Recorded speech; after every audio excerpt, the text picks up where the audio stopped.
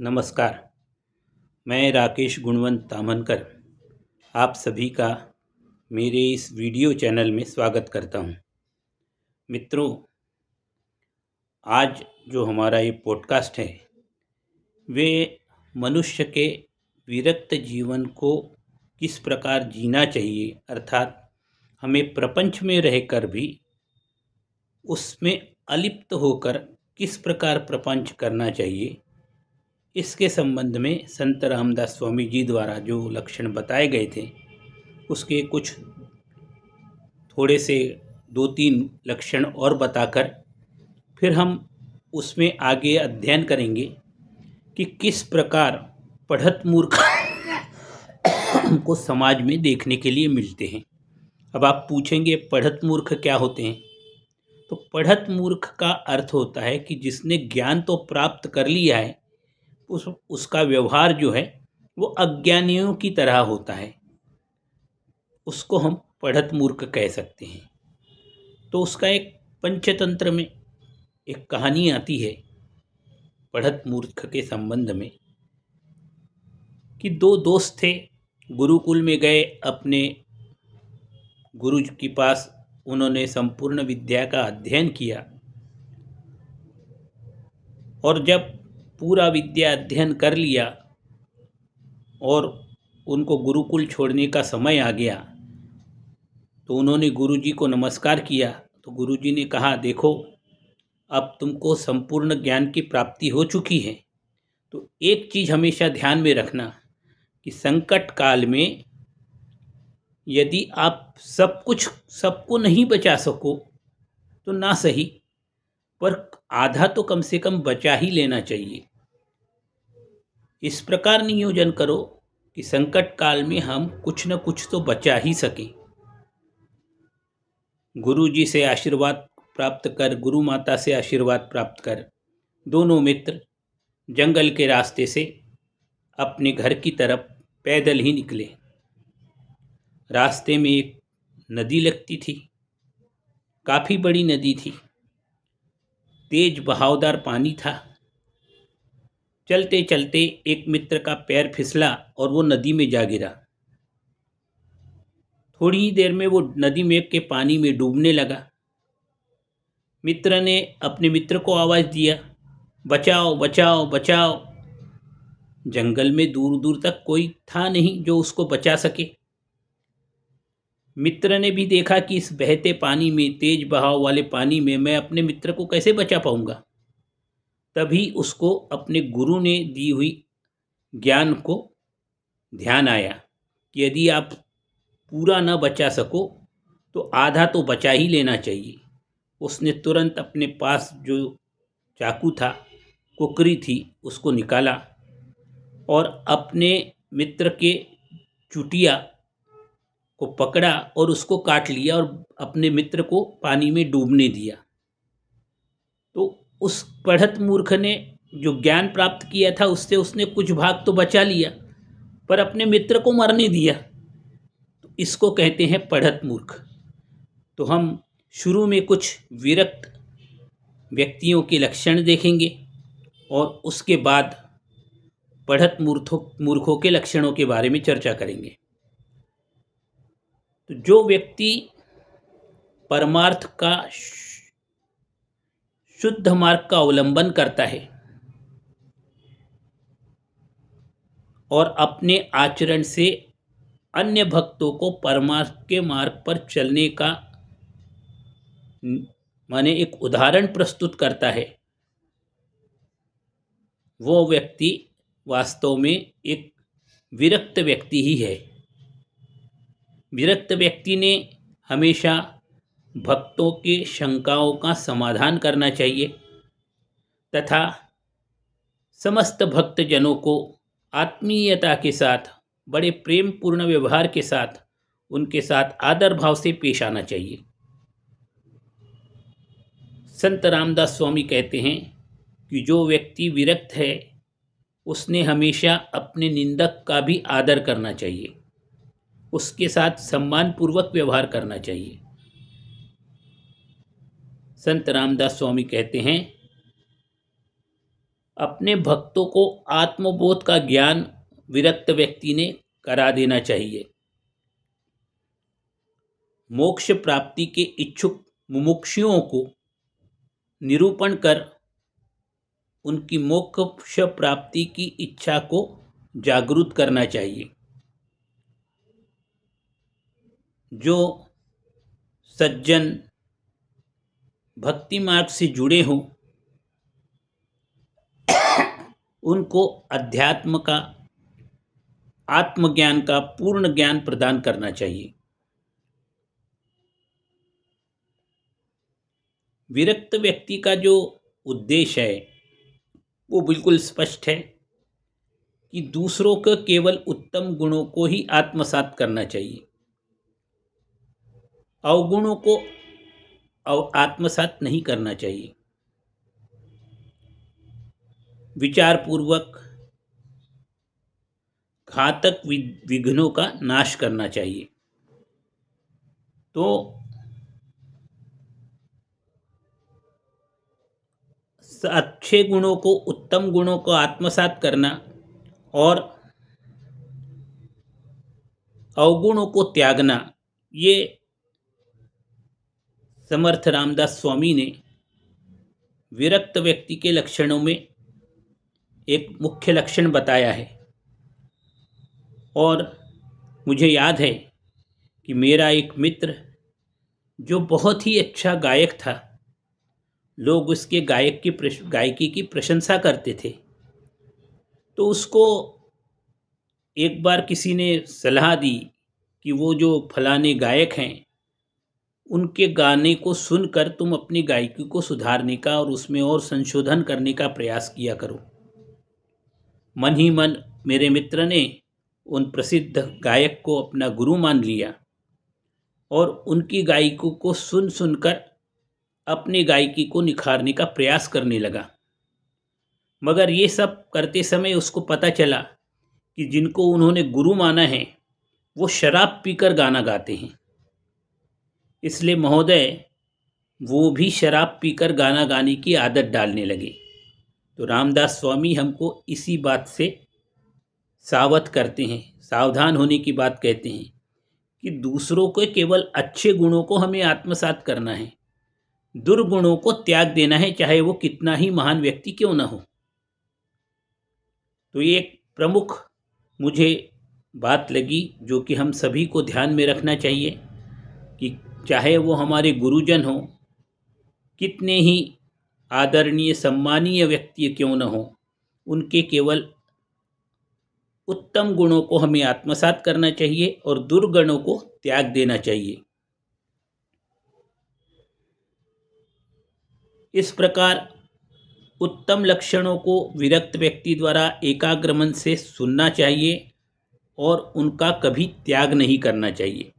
जब हम कथा सुनने के लिए जाते हैं या किसी का निरूपण सुनते हैं तो जो उसमें केवल उत्तम गुण बताए हैं उनको न केवल हमें आत्मसात करना चाहिए बल्कि व्यवहार में, अपने जीवन में भी उसको उतारना चाहिए और उन सद्गुणों का फिर भविष्य में कभी त्याग भी नहीं करना चाहिए। ये जो उत्तम लक्षण हैं, जो उत्तम गुण आपको बताए गए हैं, उनका श्रवण कर अपने शरीर चरित्र को सुधारने का हमेशा प्रयत्न करना चाहिए। आपने उत्तम गुणों को सुन लिया, आत्मसात करने का प्रयास किया, तो वो एक दिन में आपके चरित्र में परिलक्षित नहीं हो सकता। उत्तम गुणों को अपने चरित्र में परिलक्षित करने के लिए आत्मसात करने के लिए आपको अक्सर बहुत मेहनत करनी पड़ती है।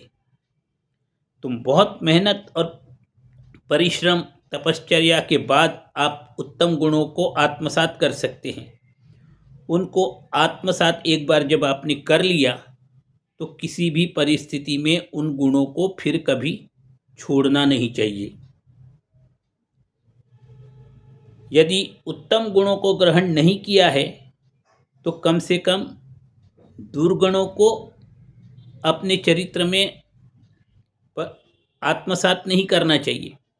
कोई व्यक्ति है जिसमें उत्तम गुण भी आपको दिख रहे हैं, दुर्गुण भी दिख रहे हैं, तो उत्तम गुण यदि आप उसके आत्मसात नहीं कर पा रहे हो तो कोई बात नहीं, मगर उनके दुर्गुणों को तो कम से कम अपने चरित्र में आत्मसात मत कीजिए। क्योंकि स्वेच्छाचारिता अत्यंत बलवती होती है और स्वेच्छाचारिता हमेशा निगेटिव यानी बुराई की तरफ आकर्षित जल्दी होती है और फिर हम दुर्गुणों को आत्मसात अत्यंत अनजाने में ही आत्मसात कर लेते हैं। तो हमें हमेशा सतर्क और चौकन्ना रहना चाहिए। हमें किसी भी व्यक्ति के, किसी भी महानतम व्यक्ति के दुर्गुणों को आत्मसात नहीं करना चाहिए। इतना बताने के बाद समर्थ रामदास स्वामी कहते हैं कि मैं अब आपको पढ़त मूर्तों के लक्षण बताना चाहता हूँ, तो कृपया आप लोग पढ़त मूर्खों का ध्यानपूर्वक श्रवण कीजिए।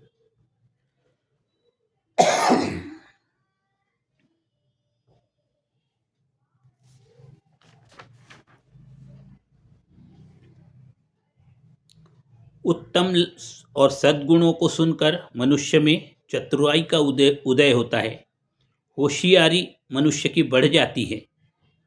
परंतु पढ़त मूर्ख जो हैं उनको हमारे द्वारा प्राप्त ज्ञान का किस परिस्थिति में कहाँ कैसे उपयोग करना है ये सावधानी पूर्वक समझना चाहिए और योग्य जगह पर ही योग्य शास्त्रों के अनुसार दिए गए ज्ञान का उपयोग करना चाहिए। तो चलिए, बुद्धिमान, होशियार और ज्ञानवान व्यक्ति होने के बावजूद मूर्ख कैसे होते हैं, इसके अब आपको छोटे मोटे उदाहरण समर्थ रामदास स्वामी जी द्वारा अपने इस पढ़त मूर्ख के लक्षणों में बताए हैं। रामदास स्वामी कहते हैं कि ज्ञानी होकर भी जो मूर्खतापूर्ण व्यवहार करता है वो एक पढ़त मूर्ख है।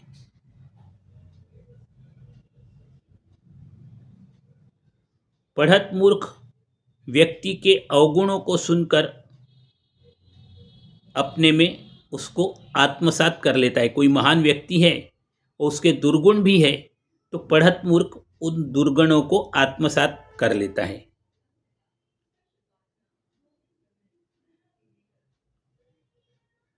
क्योंकि अवगुणों का हमेशा हमें त्याग करना चाहिए, चाहे वो व्यक्ति कितना ही महान क्यों न हो। हमें उनके अवगुणों को अपने चरित्र में आत्मसात नहीं करना चाहिए।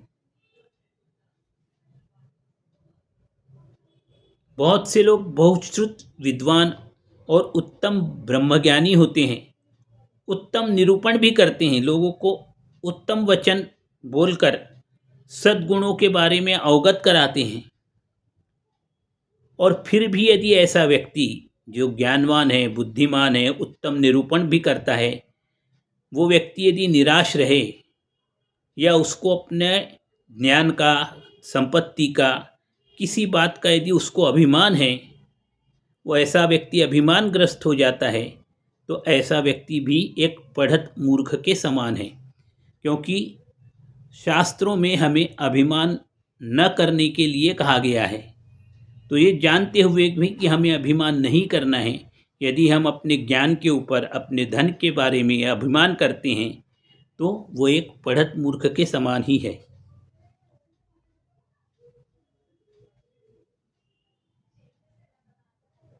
जब हमारा एजुकेशन पूर्ण हो जाता है, शिक्षा पूर्ण हो जाती है, तो उसके बाद हमें मुक्तावस्था प्राप्त हो जाती है। फिर हमको रोक टोक करने वाला कोई रहता नहीं। माता पिता भी बहुत सोच विचार कर हमको सलाह देते हैं, टोकते नहीं हैं। तो ये जो मुक्तावस्था होती है ये बड़ी खराब होती है। इस मुक्तावस्था में लोग स्वच्छंदता के साथ आचरण करना प्रारंभ कर देते हैं। तो ज्ञान का निरूपण करने वाला व्यक्ति, जिसने ज्ञान प्राप्त कर लिया है, लोगों को उस ज्ञान को बांटता है, ऐसा व्यक्ति यदि आचरण में सद्गुणों का उसमें प्रभाव न दिखता हो भक्ति का वो खंडन करता हो, ईश्वर भक्ति का विरोध करता हो, स्वधर्म तथा साधन मार्गों की निंदा करता हो, वह एक पढ़त मूर्ख के समान है। समर्थ रामदास स्वामी कहते हैं, अपने ज्ञान के घमंड के कारण जो व्यक्ति दूसरों को नीचा दिखाने की कोशिश करता है, दूसरों की गलतियों को ढूंढने की कोशिश करता है, दूसरों की कमियों को ढूंढने की कोशिश करता है, प्रत्येक प्राणी मात्र में कुछ न कुछ कमी ढूंढ के निकालता है, ऐसा व्यक्ति एक पढ़त मूर्ख के समान होता है। वो पढ़त मूर्ख ही है, समान क्या है, पढ़त मूर्ख ही है। अपने माता पिता, गुरुजनों और अपने से उम्र में बड़े लोगों का आज्ञा अवज्ञा करने वाले शिष्य जो होते हैं, तो ज्ञान प्राप्त करने के बाद भी यदि वो अपने गुरुजनों का अनादर करते हैं, माता पिता का अनादर करते हैं, तो वो भी पढ़त मूर्ख ही हैं। परंतु अवज्ञा करने वाले शिष्य को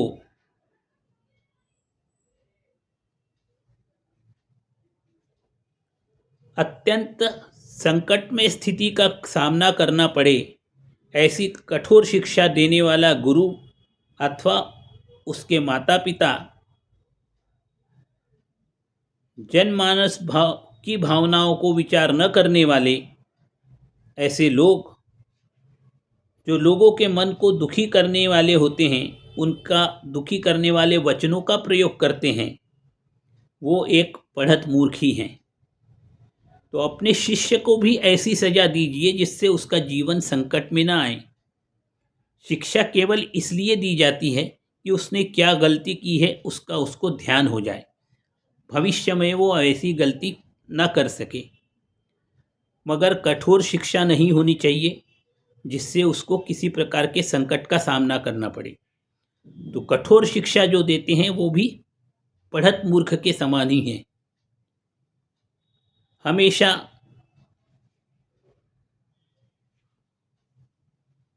हमें जनमानस की भावनाओं की कद्र करनी चाहिए, लोगों के मन की भावनाओं को समझना चाहिए। अपना किसी प्रकार का ऐसा कटु वचन न हो जिससे कि लोगों के मन को ठोस पहुँचे, दुखी हो। ऐसे वचनों का जो प्रयोग करते हैं, ऐसा प्रयोग करने वाले एक पढ़त मूर्ख ही होते हैं। तो आज का पॉडकास्ट यहीं तक। आपको मेरा ये निरूपण कैसा लगा, अवश्य अपने कमेंट बॉक्स में जाके अपने कमेंट दीजिए। और याद रखिए, मेरे इस चैनल को आप लाइक करें, सब्सक्राइब करें और शेयर भी कीजिए। धन्यवाद। जय जय रघुवीर समर्थ।